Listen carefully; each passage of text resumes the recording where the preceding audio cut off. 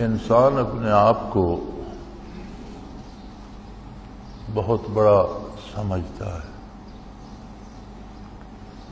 اور یہ ایک ایسی عجیب انسانی فطرت ہے کہ جو شاہ سے لے کر گدھا تک سب میں موجود ہے۔ آپ نے تجربہ کر کے دیکھا ہوگا کہ جن لوگوں کو آپ بہت کمزور سمجھتے ہیں ان کو بھی آپس کے تعلقات اور اپنے لیول کے لوگوں میں دیکھیں تو ہر ایک کی اپنی آنا دوسرے سے بڑی ہوتی۔ میں نے ان گداگروں کو، خانہ بدوشوں کو بڑے قریب سے دیکھا ہے۔ میں سمجھتا تھا کہ یہ لوگ تو بے فکر قسم کے لوگ ہیں، انہیں کوئی غم نہیں ہے، خانہ بدوش ہیں، ایک جھگی ہے یہاں سے اکھیڑی وہاں لگا دی، گاؤں میں گئے مانگ کر آٹا روٹی لے آئے اور کھا کر سو گئے، تو انہیں تو کوئی غم فکر نہیں ہوگا۔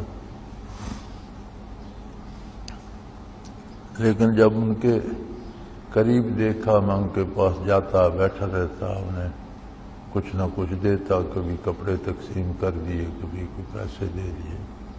ان کے جب حالات دیکھے تو وہ ہم سے زیادہ مصیبت میں مبتلا تھے اور ایک دوسرے کے ساتھ مقابلہ اور آنر کی باتیں کرتے تھے۔ ایک بات ان کی مجھے بڑی پسند بھی آئی، ہر جگہ درس عبرت موجود ہے، اگر اللہ کریم نگاہ دے، یہ سمجھ دے، شعور دے۔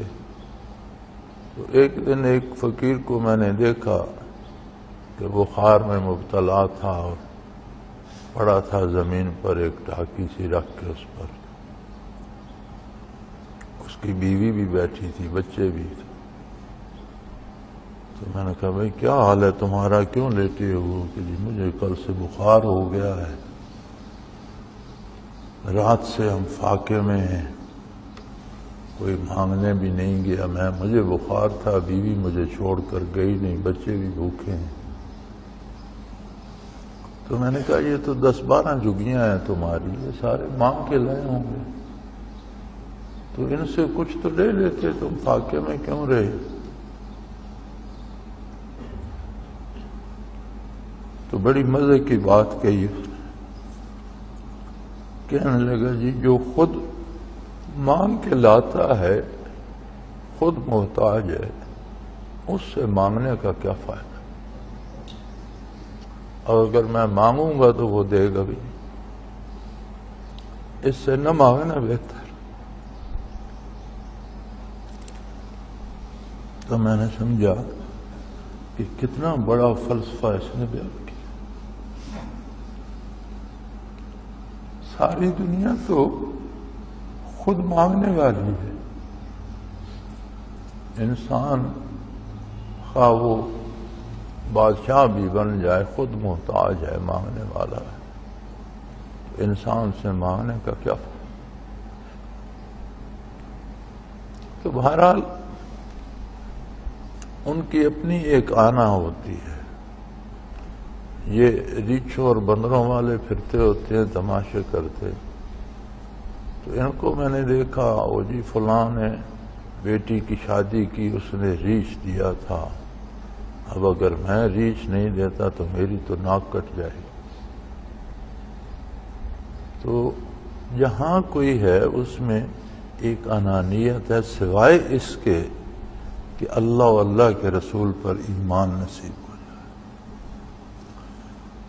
اور حقیقی ایمان نصیب ہو کہ عظمت الہی دل میں آ جائے، تب جا کر بندے کو احساس ہوتا ہے کہ میں کچھ نہیں ہوں، جو کچھ ہے اللہ ہے، ساری عظمت اس کے لیے ہے، میرے لیے نہیں۔ اگر یہ نصیب نہ ہو، یہ کیفیت نصیب نہ ہو، ایمان کا یہ حال نصیب نہ ہو، تو ہر بندہ اپنے آپ کو بڑا سمجھتا ہے، خواہ دوسرے اسے کچھ بھی نہ سمجھتے۔ اور یہ نشانی نفاق کی ہے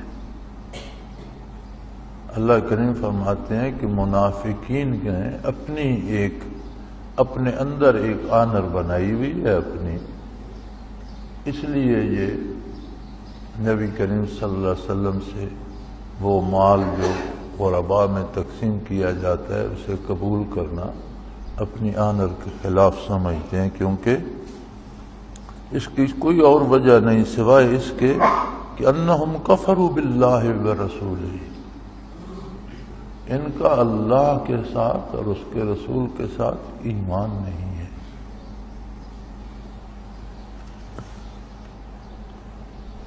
العزت للہ ولرسولہ وللمؤمنین، عزت اللہ کے لیے ہے، اللہ کے رسول صلی اللہ علیہ وسلم کے لیے ہے، اور اللہ کے ایماندار بندوں کے لیے۔ تو اللہ کی ایماندار بندوں میں عزت ہوتی ہے، انانیت نہیں۔ یہ دو مختلف چیزیں ہیں۔ کسی کا محترم ہونا اس کے اخلاق و کردار کی دلیل ہوتا ہے، اس کا اخلاق اچھا ہوتا ہے، اس کا کردار سنت کے تابع ہوتا ہے، اور وہ اسے عزت دیتا ہے۔ ایک ہوتی ہے اپنی بنائی ہوئی عزت، اپنے اندر سوچ رکھا ہوتا ہے، یہ منافقت کی دلیل ہے۔